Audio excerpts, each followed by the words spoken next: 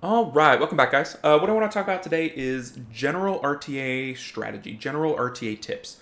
And these are things that I think I have sort of internalized and I kind of think about subconsciously every match, but it might make sense to verbalize them and talk through them so that people that don't think about this stuff would have a leg up next time they go play RTA. So, couple things.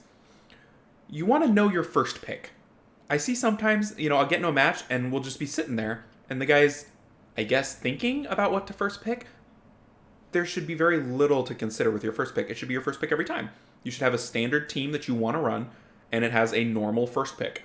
If you're not sure what your first pick is or should be, kind of get your team together and try all members of your team as a first pick and see how they influence the draft, and then decide on which one's your favorite. So for me, my first pick has kind of become Harmonia, which is weird. I tried different things. Like, let's see if I can find my standard draft. This is kind of the draft I want to draft on the left here. The Harmonia, Molong, Tyrannus, Bulwark, and then Flex. Verd sometimes is Amelia. But this is kind of what I want to do, right? 2 healers, tanky burst damage. Everybody contributes to the killing. So Harmonia contributes by reducing. Tyrannus contributes by sustain and lots of damage. Obviously, Molong contributes. But I've tried Molong first pick, and I feel like there's quite a bit of counters to Molong, and they're wind, right? They're like Diana's and stuff. They'll turn cycle against the Molong, which I don't like.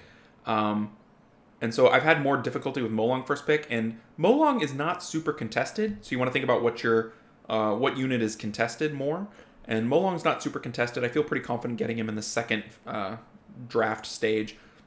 Harmonia is also not contested, but I like the way the drafts develop against Harmonia better than Molong.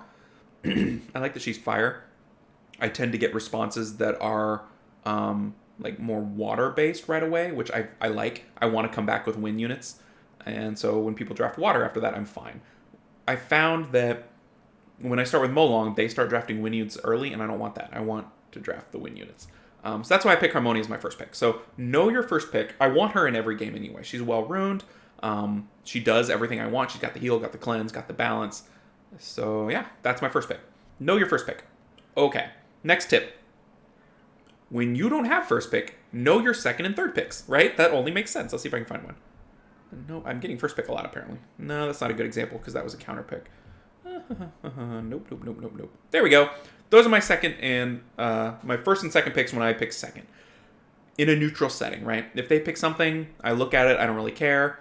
This is what I do. I do Molong Harmonia. Why? It's a nice combo. It works well together. It immediately presents threat that, if ignored, ups my chances to win. So oftentimes they'll try to counterpick against that, which is usually pretty good. But it's a nice little combo. It works well together. In a neutral setting, like a Vanessa is a neutral setting, a Fran would be a neutral setting, something that doesn't tip their hand to what they're doing, I go Molong Harmonia. It's strong against Cleave. It's a little bit below average against control, but it's not useless against control. It's an immunity. It's a cleanse.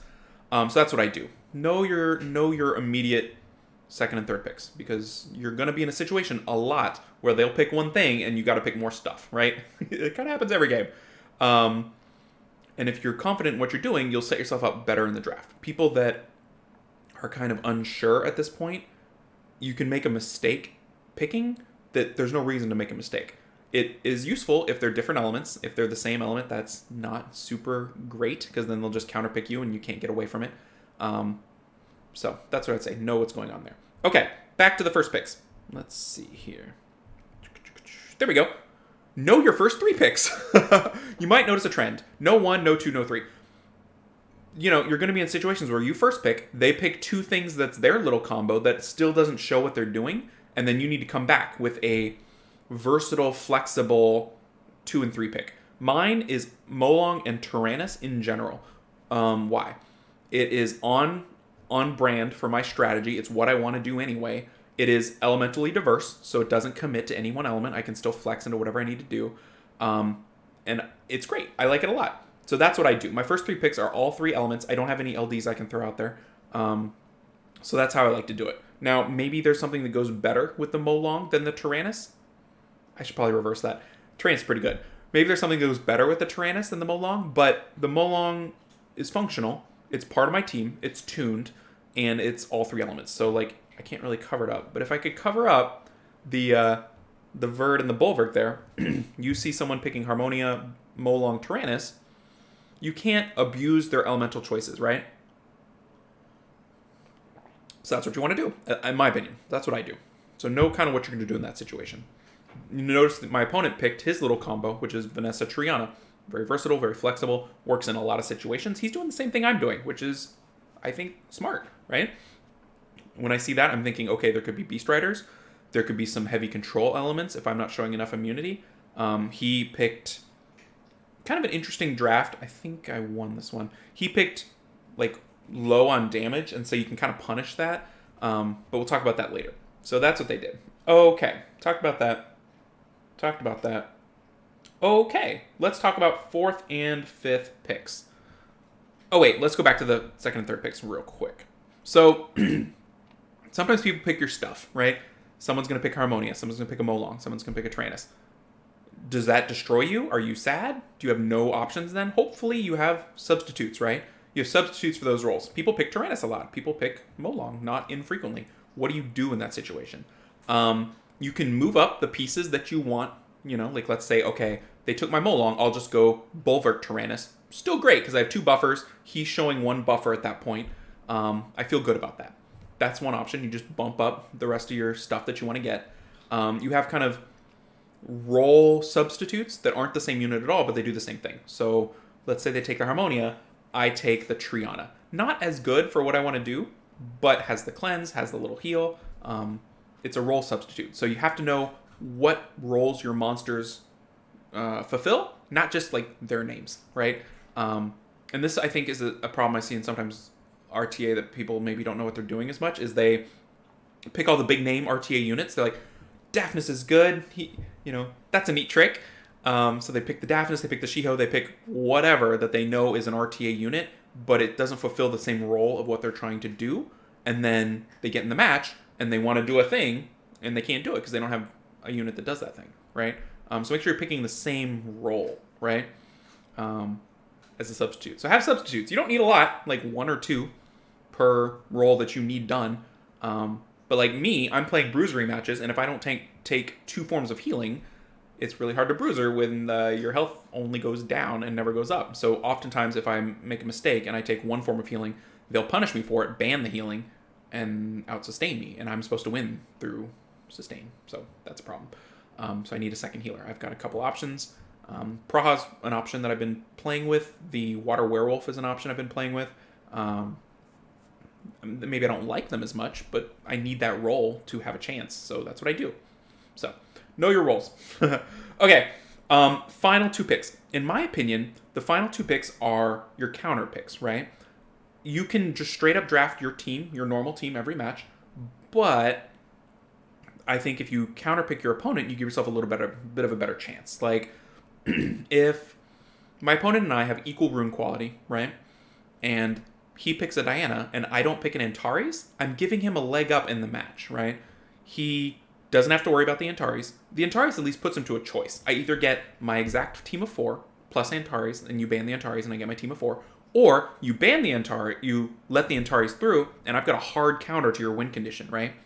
So I like the final 2 picks for counter picks if you can. So in my situation, in this particular match, I like Verd against Ragdoll because it's like free to play Ragdoll. So if they're going to take a million turns, maybe I'll take a million turns, right? This guy, I think his choice to last pick Miho was particularly poor because it's already countered. He picked, not a counter pick, he picked a countered pick. Because Molong's a counter to Miho. Bulwark can get Miho really low, you know? Harmonia is not going to be critting a ton. Maybe some people's do. But I've already got 3 units that can kill a Miho. Not that they will, but they can. Okay, let's look at some more. That's that one. Okay, so this one's kind of an interesting one, and I won this one through just luck. But he's picking, I'm starting to counterpick, and then the last pick, I'm looking at, okay, I don't know about the Asima yet, right, before I pick, but I picked the Diana because he's got some AoE skills in the Gianna and the Chiwu. The Diana kind of can get turns off of that, I was thinking. And the Amelia is 1 proc away from Happy Times, so that's a counterpick, right? Puts him in a spot where he has to decide, and I think he did end up banning the Amelia. This one, Oh, this one was just a mess. So in this one, my counter pick was the Antares there, because he picked the Diana second round, which is a little on the early side for Diana. It kind of depends on how she fits into your team. Excuse me. She picked the Diana second round, so I picked the Antares. I'm of the belief now that you have to pick Antares every Diana you see. Don't do anything other than that. Just do it. It's a great, great pick, and it gives you a chance to win. So why wouldn't you do that? You might ban a Diana, but Antares is fantastic. I mean, he's built to kill Dianas. Okay. Then he picks Molong and stuff, and I pick Hathor because we're countered. We're hard countered here with the Hathor. All I got to do is ban the Velajewel, and Hathor hard counters that team. There's no way to avoid a Hathor. And I've got the Diana countered. So I see a situation where I can ban the immunity to set up a hard counter, leave the Diana in, and he has to choose. Is he going to allow Diana to be countered and take out the Hathor? Or is he going to allow his whole team to be countered and leave the Hathor, assuming I ban the Velajewel? So let's watch this one. This one worked out really well.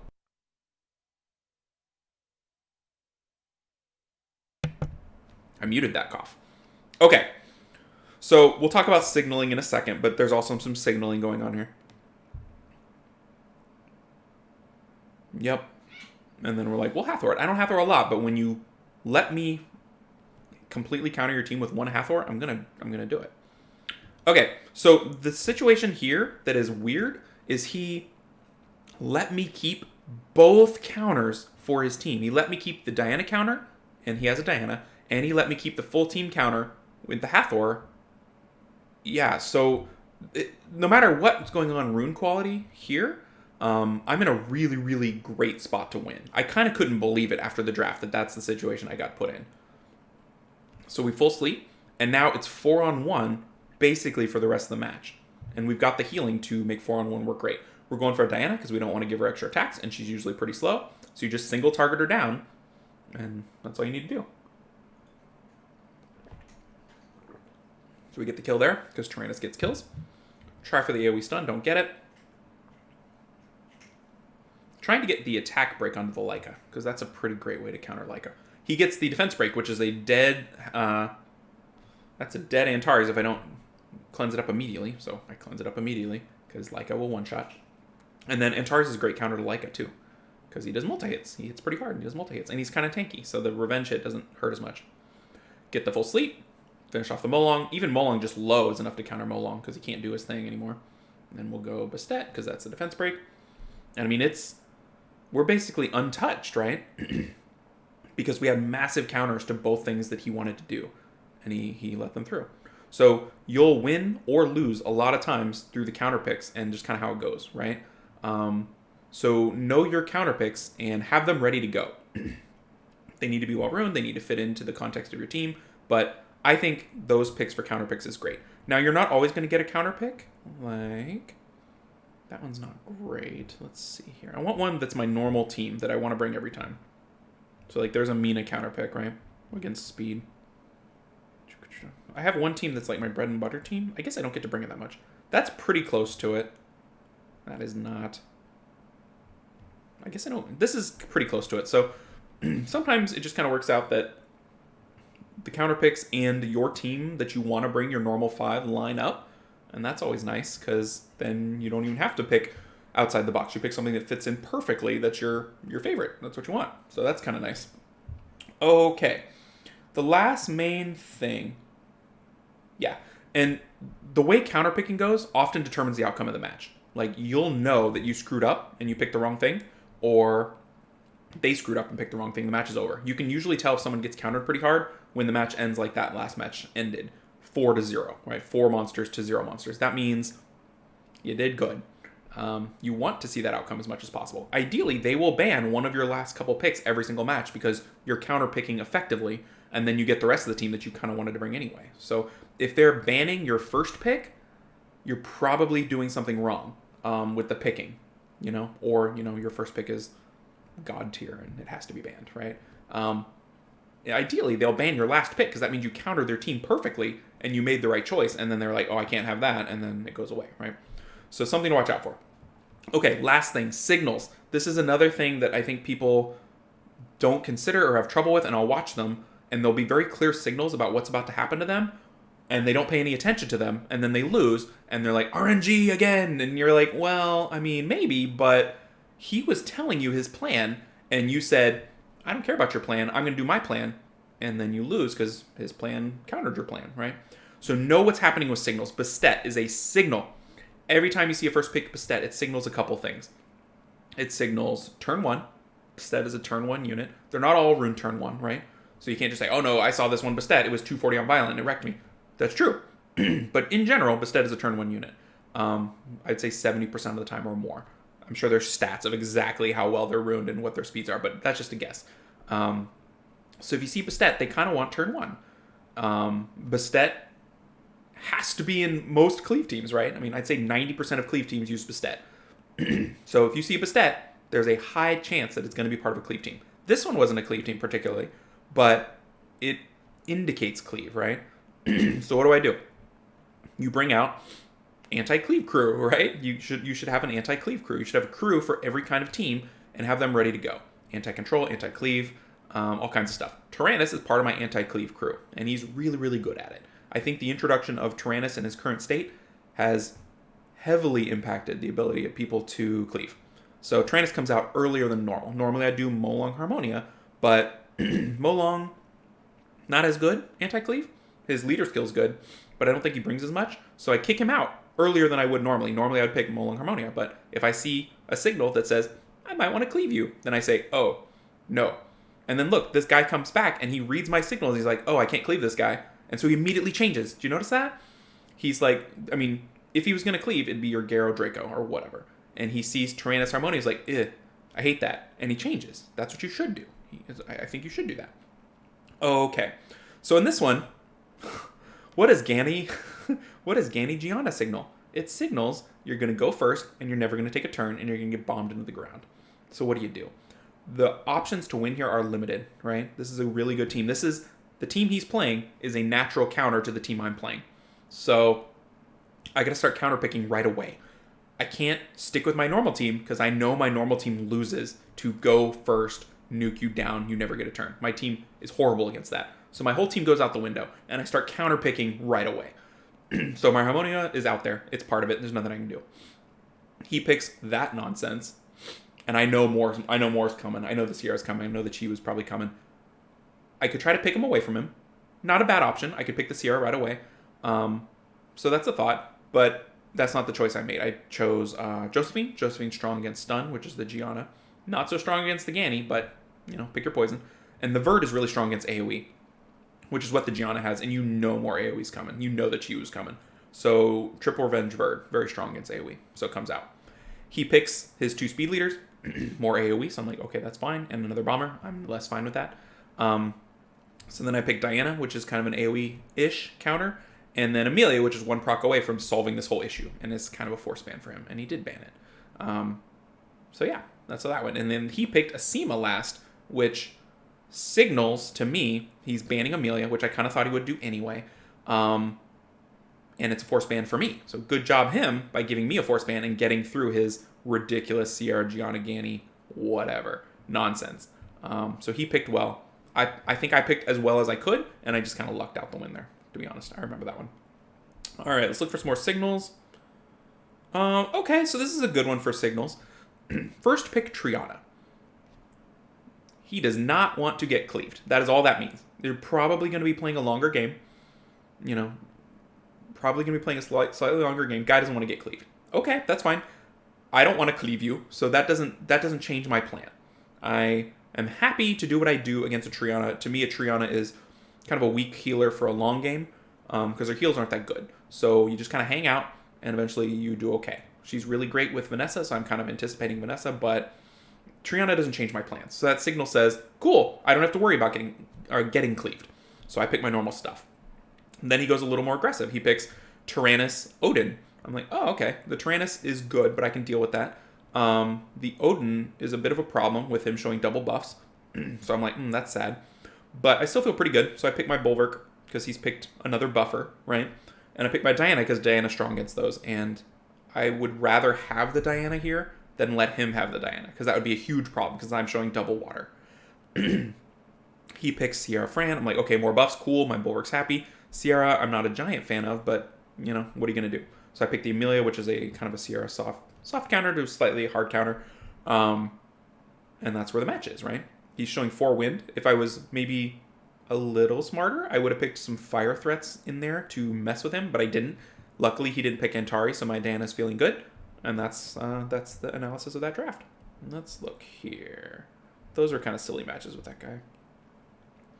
Okay, here's another example of counterpicking, and I guess I won, but it was, you know, someone that quite a bit lower than me, so you'd assume lower rune quality, but who knows. He picks Vanessa. No signals to me. Okay, I'll pick my normal thing. Molong Harmonia. Done. Then he picks Hathor Lauren. That is heavy signals, right? I'm going to control you, and you're not going to get any turns, and you're going to hate it. Too bad. So I got to pick right away, what do I do about that? How do I feel about those 2 units and my confidence in being able to counter them? You got to pick in general. So I'm like, okay, I'm going to try to throw out some Hathor counters, because in general, fighting a Hathor isn't the worst thing in the world if it's just a Hathor. So I throw out my Ganny, which I don't use a ton, but it breaks up maybe what I think he wants to do. Vanessa Hathor is a strong signal of Ganny Hathor, I think. Take turn 1, and then all the other turns forever. So I pick my Ganny, and I pick my Josephine, which is another Hathor counter. So I feel pretty good about that, right? Not a strong counter, but a decent counter. Then he picks Water Monkey Diana, which are his single target options to utilize the Lauren's defense break to nuke. So he puts me in a situation of, do you want to be asleep all the time, or do you want to let me nuke with my 2 single targets? Good job him, right? Then I see a Diana, I pick an Antares. Like, that's not an option, right? So that's what I do. I do that. And then I believe my ban ends up being the Water Monkey, because I want my Antares to be good. And I think I have a good chance of the Antares going through if he plays Water Monkey, right? He's already played his counter to protect his Diana, and he's probably more than happy to get his Hathor into play. So that's how that match went. Do we have a replay? It's probably the wrong version. Was it this one here? Let's see. I don't think we'll be able to watch it. Yeah. But it ended up working out, I think. Yeah, it ended up working out.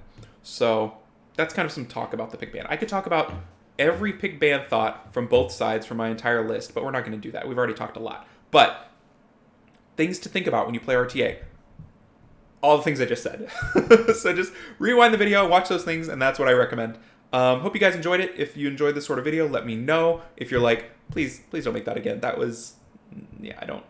I just want to pick monsters and, you know, click on stuff. I don't want to do all that. Let me know too, so that I won't do stuff that you guys think is not worth it. So, anyway, take care. Catch you in the next video, and yeah, have a good weekend.